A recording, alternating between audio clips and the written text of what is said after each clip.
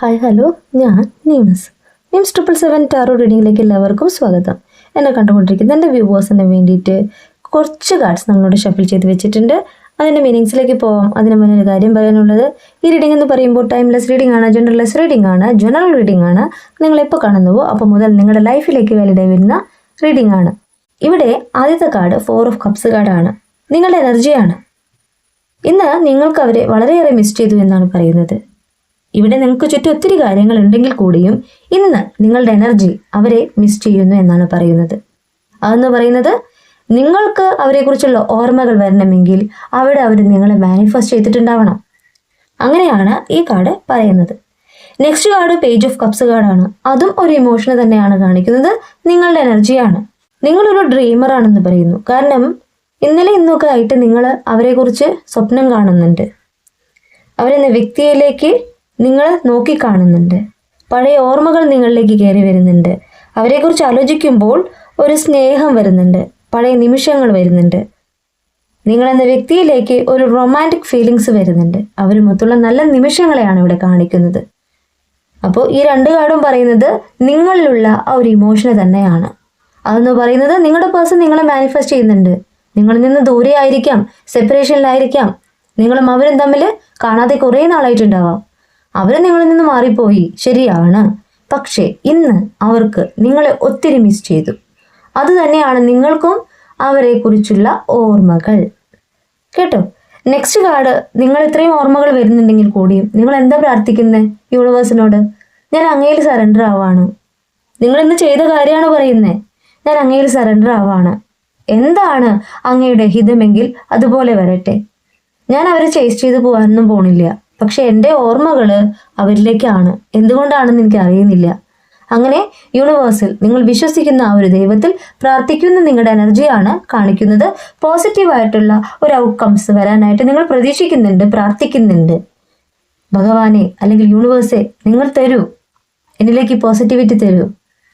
ഞാൻ ആരും ഉപദ്രവിക്കാൻ പോകുന്നില്ല. എനിക്കൊരു നോക്ക് കാണണമെന്നുണ്ട്, കുറച്ചു നേരം സംസാരിക്കണമെന്നുണ്ട്.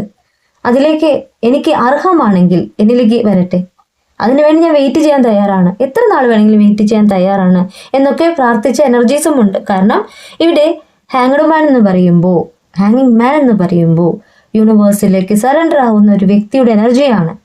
നിങ്ങൾ പ്രാർത്ഥിക്കുന്ന ഒരു കാര്യത്തെയാണ് ഇവിടെ യൂണിവേഴ്സ് കാണിച്ചു തരുന്നത്. എന്നാൽ യൂണിവേഴ്സ് പറയുന്നത് നെക്സ്റ്റ് കാർഡിലൂടെ സണ്ണാണ്. പ്രതീക്ഷിക്കാം. നിങ്ങൾ എന്നെ വിശ്വസിച്ചുകൊണ്ട് പ്രാർത്ഥിക്കുന്നുണ്ടെങ്കിൽ നിങ്ങൾക്ക് പ്രതീക്ഷിക്കാം. നിങ്ങളിലേക്ക് വരാൻ പോകുന്നത് സക്സസ് ആണ്. നിങ്ങൾ ആഗ്രഹിച്ച്, നിങ്ങൾ മാനിഫെസ്റ്റ് ചെയ്ത് പ്രാർത്ഥിച്ചിട്ടുള്ള ഓരോ കാര്യങ്ങളും നിങ്ങളിലേക്ക് സക്സസ് കൊണ്ടുവരും. സന്തോഷ നിമിഷങ്ങൾ കൊണ്ടുവരും. നിങ്ങളുടെ ആഗ്രഹം എന്തു തന്നെയായാലും അത് യൂണിവേഴ്സ് കാണുന്നുണ്ട്, നിങ്ങളിലേക്ക് വരുന്നു എന്നാണ് പറയുന്നത്. സന്തോഷ നിമിഷങ്ങളെ, പോസിറ്റീവായിട്ടുള്ള ഔട്ട്കംസിനെ, സക്സസിനെ, നിങ്ങളുടെ സന്തോഷം, നിങ്ങളുടെ എനർജി, അതൊക്കെ തന്നെയാണ് ഇവിടെ സൺ കാർഡിൽ പറയുന്നത്. നിങ്ങളുടെ ആഗ്രഹം എന്താണോ, നിങ്ങൾ പ്രാർത്ഥിച്ചിട്ടുള്ള കാര്യം എന്താണോ, അത് സക്സസിലേക്ക് എത്തുന്നു എന്നാണ് യൂണിവേഴ്സ് പറയുന്നത്. എല്ലാവർക്കും എല്ലാം പെട്ടെന്ന് സാധിച്ചു എന്ന് വരില്ല. അതിൻ്റെ സമയത്തിന് നിങ്ങളുടെ കൈകളിലേക്ക് യൂണിവേഴ്സ് തരും. അർഹമായത് അർഹമായ സമയത്ത് നിങ്ങളുടെ കൈകളിലേക്ക് വരും. ഇനി കിട്ടുന്ന എനർജി, ഇനി നോക്കുന്ന എനർജി നിങ്ങളുടെ പേഴ്സൻ്റെ എനർജിയാണ്. ആദ്യത്തെ കാർഡ് ദ ഹെർമിറ്റ് ആണ്.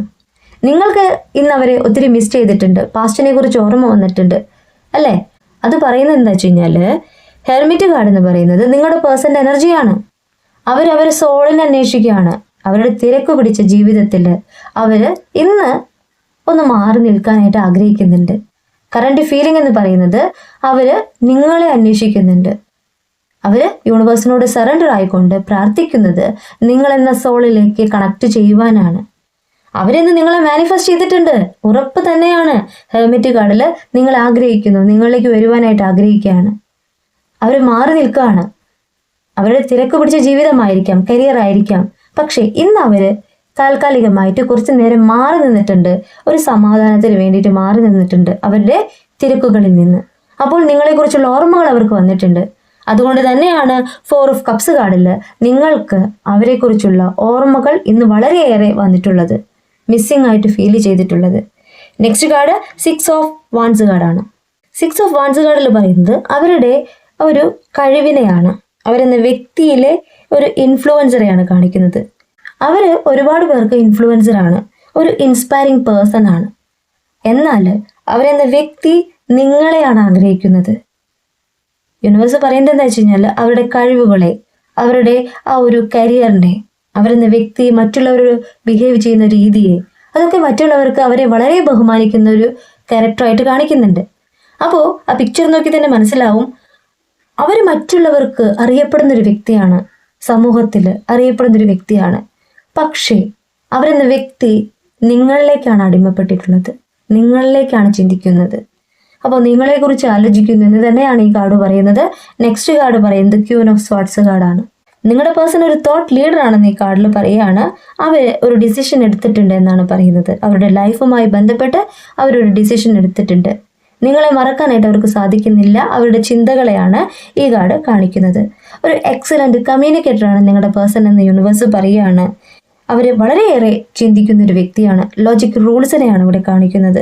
അവർ നിങ്ങളുടെ ലൈഫിൽ വരും വരായികകളെ ചിന്തിച്ചുകൊണ്ട് തന്നെയാണ് ജീവിതം മുന്നോട്ട് കൊണ്ടുപോകുന്നത്. എങ്കിലും അവരെന്ന വ്യക്തി കറക്റ്റായിട്ടുള്ളൊരു ഡിസിഷൻ ഇപ്പോൾ എടുത്തിട്ടുണ്ട്. നിങ്ങളിലേക്ക് വരുവാനായിട്ട് അതിയായി ആഗ്രഹിക്കുന്ന ഒരു വ്യക്തിയുടെ എനർജിയാണ് കാണിക്കുന്നത്.